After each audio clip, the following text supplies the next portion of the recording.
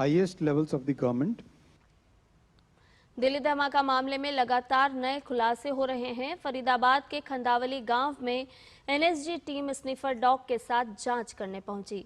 Police ने यहां से लाल रंग की इको स्पोर्ट कार जब्त की है।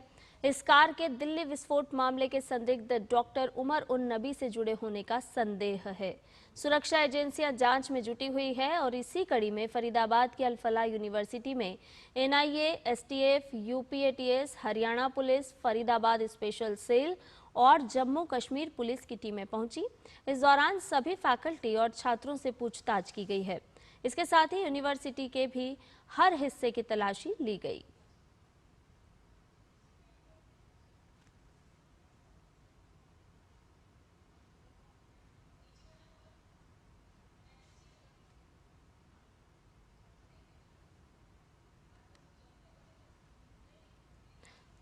तो लगातार दिल्ली धमाका जो हुआ उसको लेकर के जांच की जा रही है। जांच तेज है और पुलिस, एनआईए, एटीएस, तमाम सुरक्षा एजेंसियां लगातार इसकी जांच में लगी हुई है। दिल्ली कार ब्लास्ट से जुड़ा हुआ ये पूरा मामला, जहां NIA, STF, UP ATS, Haryana police सभी लगातार जांच में जुटी हुई है। और इसी से जुड़ी हुई एक और बड़ी खबर इस वक्त सामने आ रही है, जहां दिल्ली कार ब्लास्ट केस में बड़ा खुलासा होता हुआ सामने आ रहा है। ये बात कि धमाके वाली कार में आतंकी डॉक्टर उमर मौजूद था। तो इस वक्त की एक ये अहम बड़ी खबर आ रही है, जिसके सुराग लगातार तमाम जांच एजेंसियों के हाथ लगते हुए, जिसमें आतंकी डॉक्टर ने कार में ही खुद को उड़ा लिया था, ये बात सामने आई है। तो धमाके वाली कार में खुद मौजूद था आतंकी डॉक्टर उमर। डीएनए टेस्ट में इस बात की पुष्टि हुई है।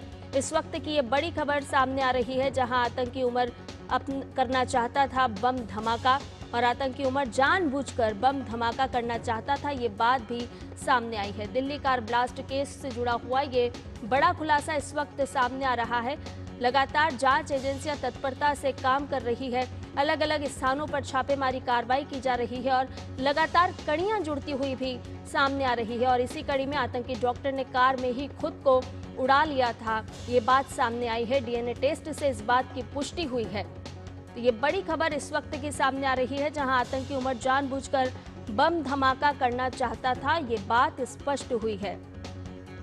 दिल्ली कार ब्लास्ट से जुड़ा हुआ ये एक और बड़ा खुलासा इस वक्त सामने आ रहा है, जहां ये बात सामने आई कि धमाके वाली कार में खुद मौजूद था आतंकी डॉक्टर उमर। तो हम जान रहे हैं कि लगातार जिस तरह से तत्परता के साथ जांच एजेंसियां लगातार अलग अलग स्थानों पर छापेमारी कार्रवाई कर रही है, उसी कड़ी में एक और बड़ा खुलासा होता हुआ सामने आया, जिसमें डीएनए टेस्ट से इस बात की पुष्टि हुई है कि आतंकी उमर जानबूझकर बम धमाका करना चाहता था।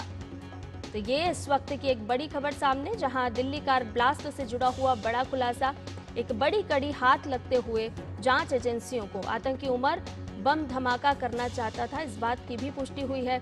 दिल्ली कार ब्लास्ट केस में ये बड़ा खुलासा, एक और बड़ी कड़ी हाथ लगी है जांच एजेंसियों को, जहां डीएनए टेस्ट में इस बात की पुष्टि हुई है कि धमाके वाली कार में आतंकी डॉक्टर उमर था मौजूद और वो खुद ये बम धमाका करना चाहता था। तो आतंकी डॉक्टर ने कार में ही खुद को उड़ा लिया था। उस कार में ये आतंकी खुद सवार था, इस बात की पुष्टि हुई है। इस वक्त की ये बड़ी खबर, लगातार जांच एजेंसियां जुटी हुई है। अलग अलग स्थानों पर छापेमारी कार्रवाई की जा रही है। तमाम लोगों को हिरासत में लिया जा रहा है, पूछताछ की जा रही है। सीसीटीवी कैमरों के माध्यम से भी हर एक कड़ी जोड़ने की कोशिश की जा रही है और कहीं ना कहीं उसमें सफलता भी हाथ लगते हुए जांच एजेंसी को। हमारे संवाददाता मुकेश शुक्ला इस पूरी खबर के साथ हमारे साथ जुड़ गए हैं। मुकेश, इस वक्त का क्या कुछ अपडेट आप देंगे? सामने आ रहा है कि खुद जो आतंकी उमर था वो ब्लास्ट करना चाहता था और उस कार में वो सवार था। डीएनए टेस्ट के माध्यम से इस बात की पुष्टि हुई है। बिल्कुल संध्या, देखिए उमर जो था वो पहले दिन से ही, जब ये ब्लास्ट हुआ उसकी तलाश जारी थी। जैसे ही सीसीटीवी फुटेज आता है, हमने अपने दर्शकों को दिखाया था। टोल पर उसको देखा गया था, जब दिल्ली फरीदाबाद टोल के अंदर वो एंट्री करता है, वहां पर उसकी फुटेज आई। फिर उसकी फुटेज पेट्रोल पंप के पास दिखाई दी। पूरी लोकेशन ट्रैक हो रही थी और उसके बाद ये जो ब्लास्ट का था, इसमें पहले अंदेशा जताया जा रहा था कि उमर आखिर है कहाँ। लेकिन पहले लोग कह रहे थे कि उमर इस गाड़ी को चला रहा था और उस धमाके में मारा गया।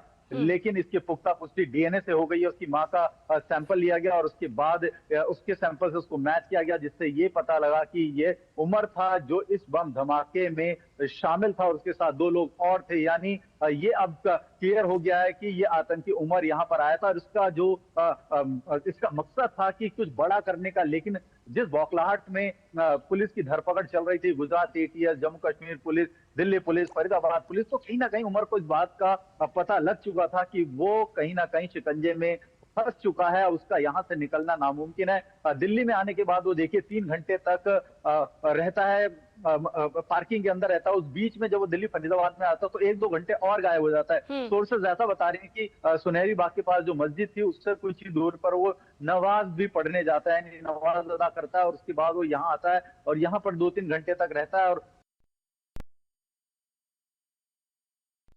उनसे बात करने की कोशिश करता है कि आखिर मामला था क्या।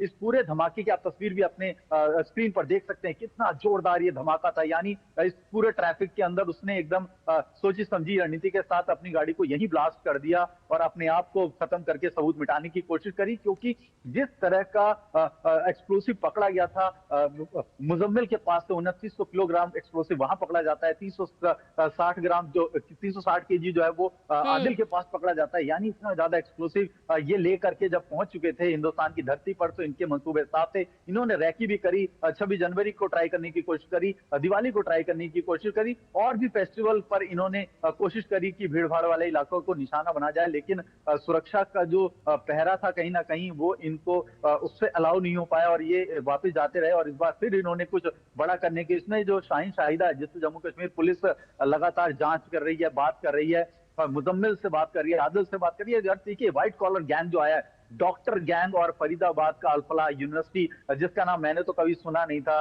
इतने दिनों में हरियाणा में, लेकिन अब वो जो केंद्र में आया है और साउथ कश्मीर के कई सारे बच्चे वहां पर पढ़ने आते हैं इस मेडिकल यूनिवर्सिटी में।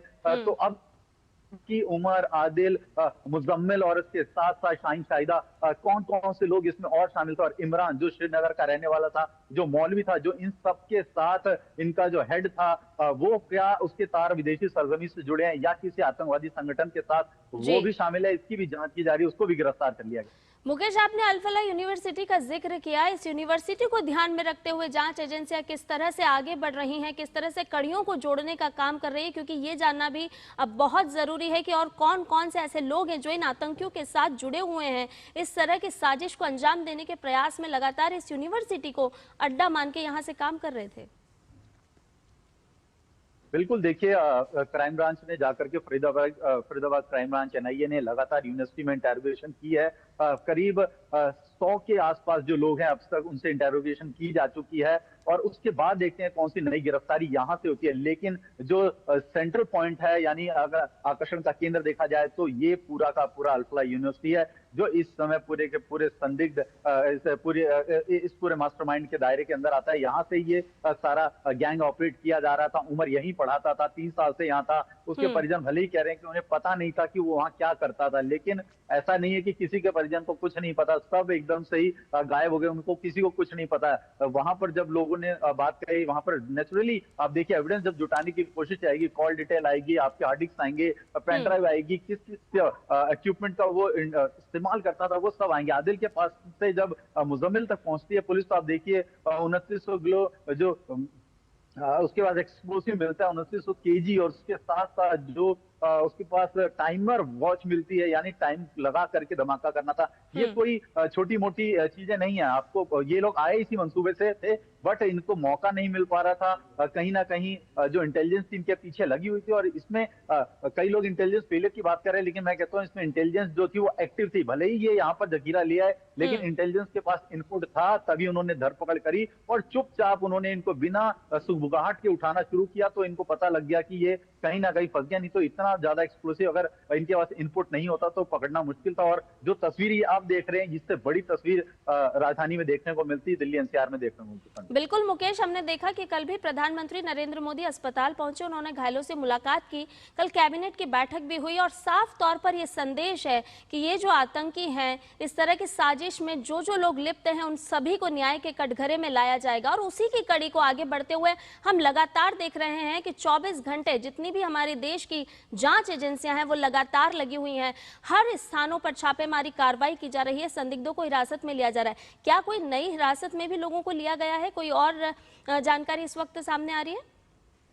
बिल्कुल, मुंबई एटीएस ने भी एक गिरफ्तारी करी है। वहां से एक टीचर को उन्होंने गिरफ्तार किया था कल दोपहर के वक्त, यानी 2 से 2:30 बजे के आसपास के बीच में वो गिरफ्तारी हुई थी। सेशन ने उस खबर को ब्रेक भी किया था। और साथ ही साथ देखिए, जब प्रधानमंत्री एलएनजेपी अस्पताल पहुंचे, हम भी अस्पताल के बाहर मौजूद थे, वो तस्वीरें आपको दिखाती हैं कि आपका शीर्ष नेतृत्व आपके साथ है। भले ही ये ब्लास्ट जो उमर ने किया, ये अलग एक एपिसोड था, लेकिन जब आपका टॉप लीडर आपके साथ आकर खड़ा होता है, एक विश्वास की तस्वीर थी, एक भरोसा था उनका कि ये हर एक क्रिमिनल्स को उनके अंतिम अंजाम तक पहुंचाया जाएगा। भूटान जाते ही प्रधानमंत्री ने साफ तौर पर संदेश दे दिया था कि भारी मन से वो यहाँ आए हैं, उनका मन जो है वो दिल्ली में लगा है, जैसा कि ब्लास्ट है, क्योंकि उनको पता था कि इस ब्लास्ट से जिस तरह की क्षति हुई है, जिस तरह से लोगों की जानें गई हैं, जो लोग इसमें झुलस गए हैं, कहीं ना कहीं उनको न्याय चाहिए। और उन्होंने कहा हर एक आदमी को न्याय दिया जाएगा, किसी को भी बख्शा नहीं जाएगा। ये संदेश पहले सिंदूर ऑपरेशन में हमने देखा था, जब पाकिस्तान को मुंहतोड़ जवाब दिया था। ये ऑपरेशन ये अब फिर से दे दिया, और उन्होंने कहा था सिंदूर ऑपरेशन बंद नहीं हुआ है। अगर कोई भी आतंकवादी संगठन देश में आतंकवादी गतिविधि करेगा तो फिर से ऑपरेशन चलाया जाएगा और उनको उनकी जमीन पर ही जा करके जवाब दिया जाएगा। तो ये संदेश पहले ही गृह मंत्री ने दे दिया, रक्षा मंत्री ने दे दिया, प्रधानमंत्री ने भी बता दिया, और ये ही बात उन्होंने भूटान में कही। और अब ये जब एलएनजेपी में अस्पताल में जाकर के उन्होंने सबसे मिला, तो जरूर उनको एक भरोसा आया होगा कि उनको भी न्याय मिलेगा, जिन्होंने जान गंवाई है, जो इस हादसे में झुलसे हैं। और उन संगठनों को भी ये मैसेज जाएगा कि अब हिंदुस्तान डरने वाला नहीं है, पहले का हिंदुस्तान नहीं है। अब ये आपकी जमीन पर जाकर के जवाब देगा। और ये उन संगठनों को पहले भी पता है, जब उन्होंने यहाँ पर आतंकवादी हमले किए। जी, बहुत शुक्रिया मुकेश, तमाम जानकारी हमसे साझा करने के लिए।